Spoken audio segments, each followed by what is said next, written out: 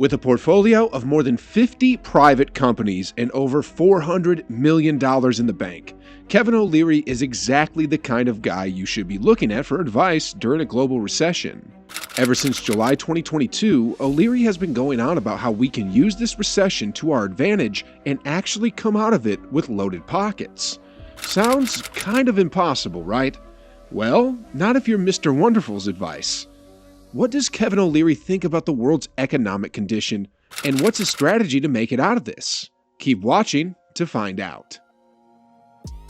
Kevin O'Leary talks about the recession. You just heard what Mr. Wonderful had to say about the country's economic situation, and it does not look good. O'Leary believes that we are just on the cusp of a recession. Food and gas prices are usually the primary predictors for any economy, and, well, we just saw record levels of inflation in both of these areas this year. So, we're definitely heading towards an economic downfall. But here's the kicker. You see, Mr. Wonderful credits a lot of this to the U.S. administration's bad decisions. O'Leary has been a huge critic of the new energy policy, and he hasn't really kept that a secret. O'Leary's philosophy about investing during a recession. Okay, so by the looks of it, Kevin is a huge fan of dividends. And why shouldn't he be?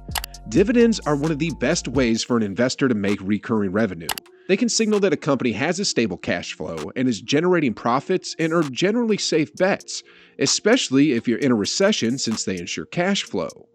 And if you followed O'Leary long enough, you'll know that he has long sought out investments that can deliver positive returns while posing less risk than the broader market.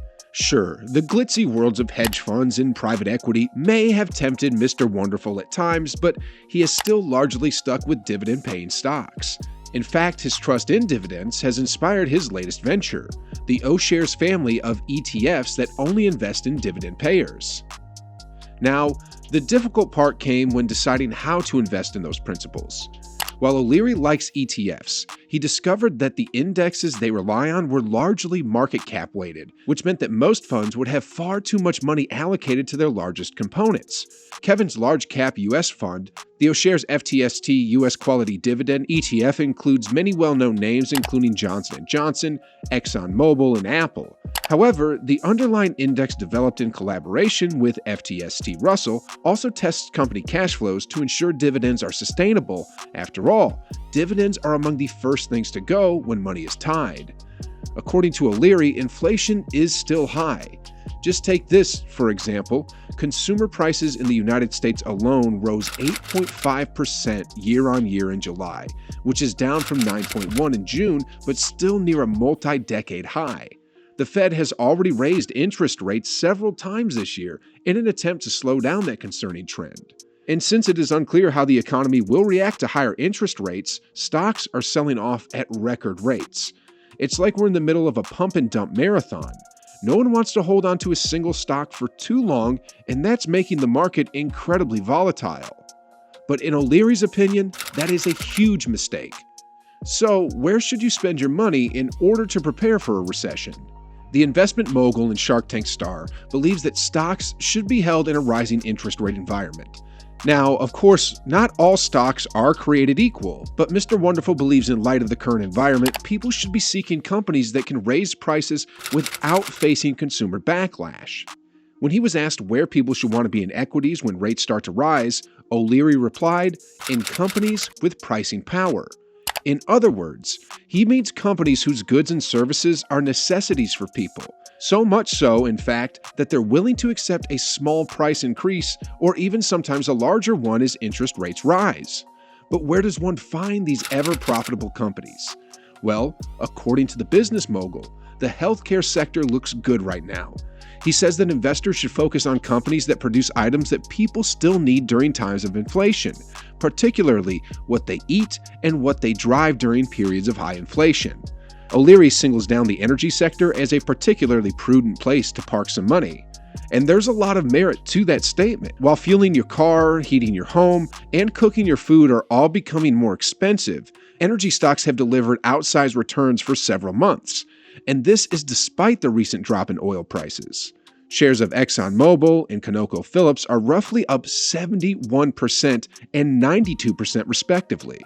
Technology stocks, on the other hand, have underperformed in the last year, with NASDAQ, which usually is heavily weighted toward technology, down about 22% year to date. O'Leary also adds that high-price tag stocks are under extra selling pressure as the Fed stands on to lose money shifts. He says that as interest rates rise, PE ratios fall and equity prices correct. What should you invest in? Now, we know you might be wondering what businesses O'Leary suggests investing in. Well, don't worry, because we've got you covered. Holding an ETF that tracks the S&P 500 has been a popular statute for long-term investors in today's environment.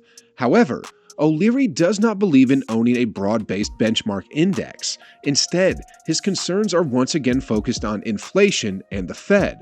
According to O'Leary, owning the ETF is a good inflation-fighting strategy because it contains companies that provide products and services that people need during a recession. He explains we should be looking for companies with the highest quality balance sheets and companies that generate cash, companies with a high return on assets that distribute. And this only makes sense. Why wouldn't anyone want to invest their hard-earned money into a company that has serious cash flow? O'Leary's advice on what not to do during periods of inflation. Inflation remains a major challenge despite the increasingly aggressive action taken by the Federal Reserve. As we all know, consumer prices in the United States were up 8.5% earlier this year, marking the largest increase since 1981. The purchasing power of consumers is diminished by inflation. According to Kevin O'Leary, this indicates that keeping large sums of money in a savings account that offers a low rate of return is a huge mistake and one of the worst financial decisions someone can make during a recession. In a recent interview with CNBC, he stated, "Right now, in a bank account, you're getting very little interest, and inflation is over 6%, so you're actually losing money every 12 months, he added.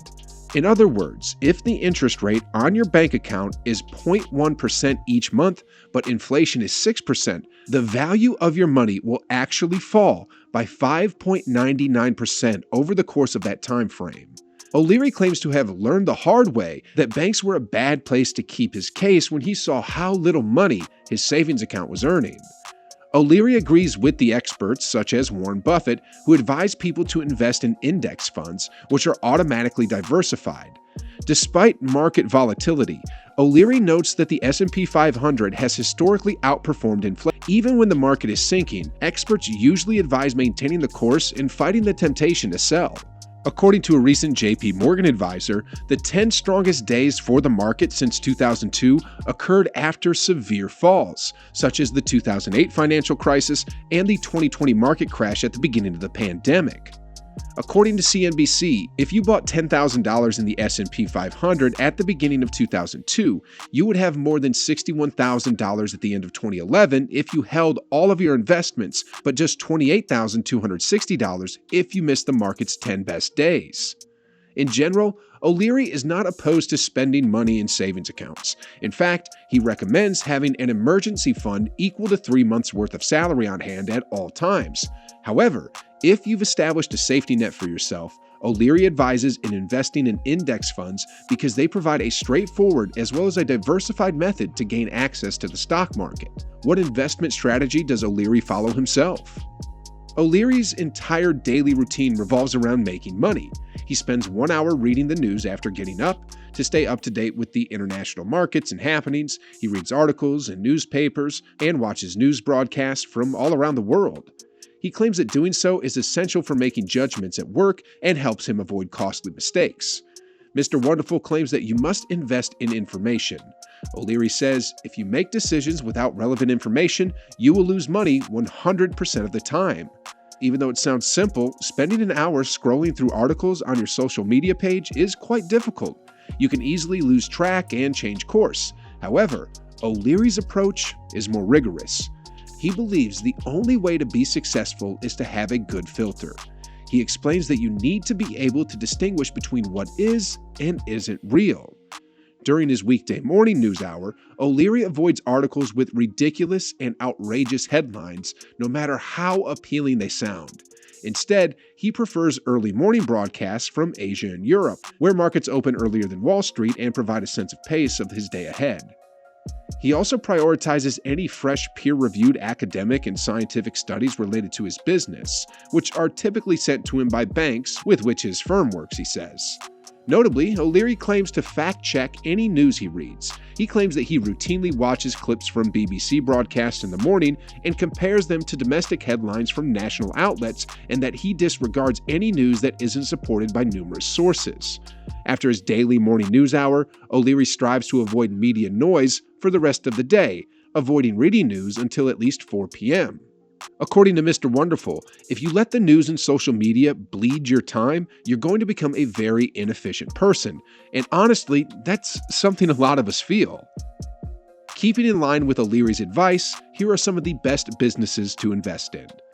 One of the major companies that comes to mind is Lockheed Martin. They are the world's largest defense corporation. The U.S. Department of Defense contributes around 60% of the company's revenue, with the rest coming from other U.S. government agencies and international clients. And with literal world governments being their clients, we think Lockheed Martin is a pretty safe bet. According to O'Leary, another safe investment could be United Health Group, which is a diversified healthcare company based in the United States. Despite its massive revenues of more than $250 billion per year, United Health's net margins remain razor thin, as is typical in this industry. On July 15, 2022, United Health reported second quarter earnings, and the results were excellent, as the upgraded guidance revenue increased by nearly $13 to $80.3 billion, exceeding estimates by more than $600 million. Finally, we recommend another company from O'Leary's portfolio, Johnson & Johnson. They are a multinational healthcare conglomerate with 3 divisions: consumer pharmaceuticals, medical devices, and diagnostics. In addition, the corporation has approximately 250 subsidiary companies operating in 60 countries and selling products in over 175 countries. During the fiscal year 2021, Johnson & Johnson recorded global sales of $93.8 billion. All right, that's it for today's video. Thanks for sticking around till the end. Don't forget to like and subscribe, and we'll see you in the next one.